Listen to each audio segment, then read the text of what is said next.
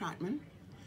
I'm the mother of 2 daughters and the grandmother of 5 children, and all of them, fortunately, have all completed college, and that makes me very proud. My oldest daughter is an MD here in Milwaukee, and my next daughter retired as a systems analyst for General American Insurance in St. Louis, but right now she's battling MS. But when I came to Milwaukee, I was hired as a teacher. Teaching is my profession. I worked MPS for 36 years. I was at Henry L. Palmer for 29 years, and the other time I was at Washington Irving School, and I enjoyed all of the teaching. Now, I was also a Girl Scout leader. My troop at Palmer School, Troop 1203, was recognized for 4 years straight as being the top ticket seller for Milwaukee County.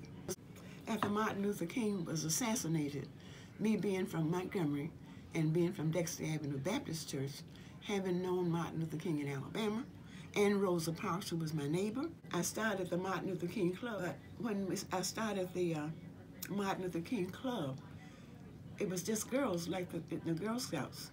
But then the little boys would be around me all the time, and they were very sad.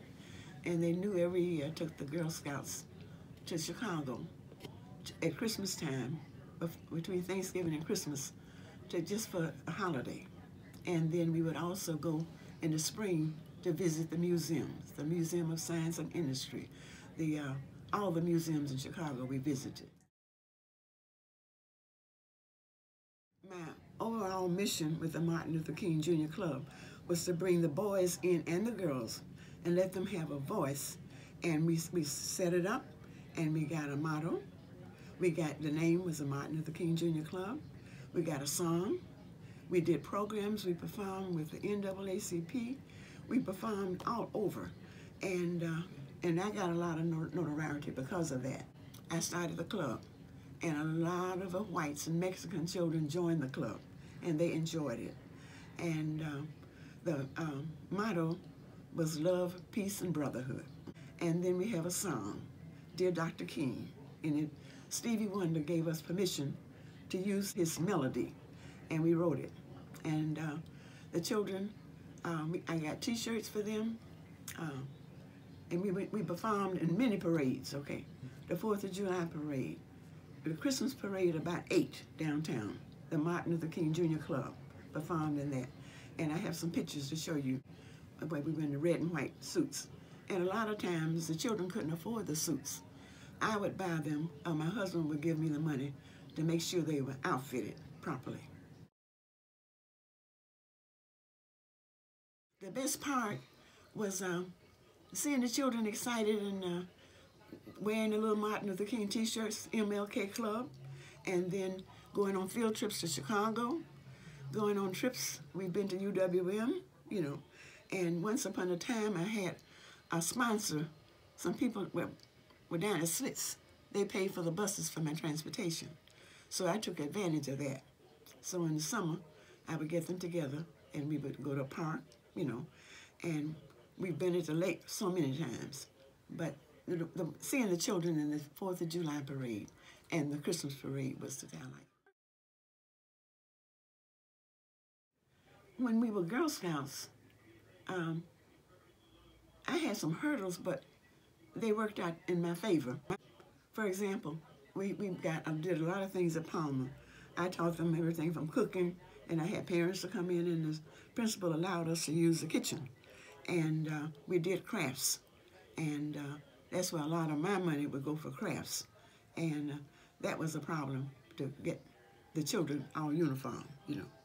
And but anyway, to see them perform publicly, and for my club, the Girl Scouts, to be the top ticket seller for all those years, that was a good thing, because my own daughters couldn't go to Camp Free, but I let them go. They've been to Alice Chester and the ones in Northern Hills, and Northern Hills was far up north, and very few black girls went there, and I definitely wanted my children to go there. And so when they would get ready to go, I would go to Boston Store and plead with them to get me some shorts and get them clothed, you know. And then some of the teachers would put in some money too. But Boston Stove was very, very supportive of us. My advice would be to meet with a group of children, you know, and see what their interests are, and let them know some of the things that you probably would be doing in this group. You're going to be doing crafts.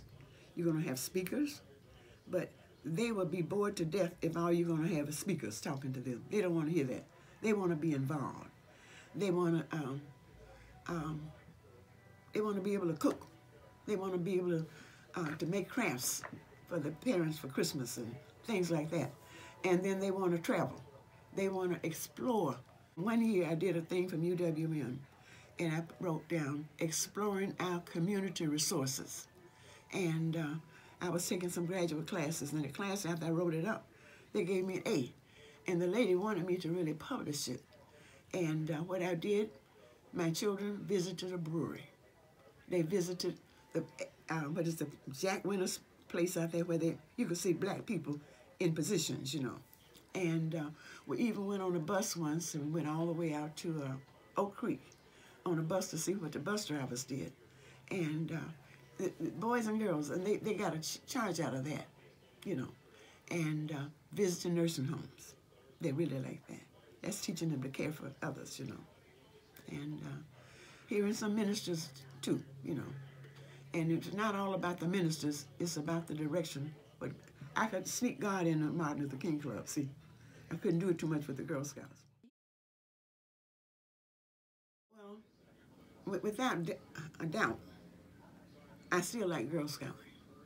And I was very much upset with the office for making it so expensive. Let some of the G's Clippers, they're very good at helping children. But G's Clippers can't do it all, okay? You got Valerie Daniels Carter, but everything they do is for Holy Redeemer. They told me that, okay? I've gone out there and spoken to them, the children, about Martin Luther King and all.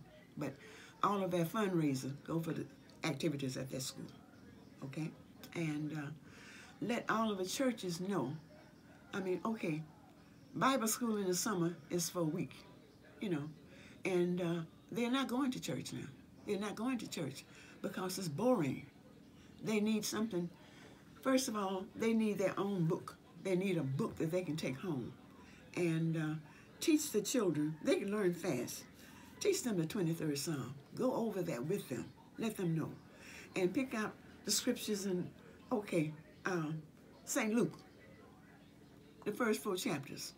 That teaches them a whole lot about God, you know, and things they should do. The Beatitudes, the 5th chapter of Matthew, and seeing the multitudes, he went up into a mountain, and he was set, his disciples came into him, and he taught them, saying, blessed are the poor in spirit, for they shall see God. Blessed are the merciful, for they shall obtain, you know, and teach them those things like that. And let them, okay, what do you mean by obtain? You know, what do you mean by reconcile? Explain those words to them, but don't make it too far out for them, you know. And every time, children like to be rewarded. Children that did exceptional in their work, I highlighted that. I always give the children something that they can relate to. December 1st, 1955, our freedom movement came alive. And because of Sister Rose, you know, we don't ride on the back of the bus no more. And Sister Rose was tired one day after a hard day on her job. All she wanted was a well-deserved rest, not a scene from an angry mob. The bus driver said, lady, you got to get up because a white person wants that seat. Sister Rosa said, no, not no more. I'm going to sit right here and rest my feet. Thank you, Sister Rosa. You are the spark. You started our freedom movement. Thank you, Sister Rosa Parks. Now together we sing a song to thee. No, the police came without fail and took Sister Rosa off to jail. $14 was her fine. Brother Martin Luther King knew it was a time. The people of Montgomery sat down to talk. They decided that all God's children would walk until freedom came, segregation came down to its knees, and we obtained freedom and equality. Thank you, Sister Rosa. You are the spark. You started our freedom movement. Thank you, Sister Rosa Parks.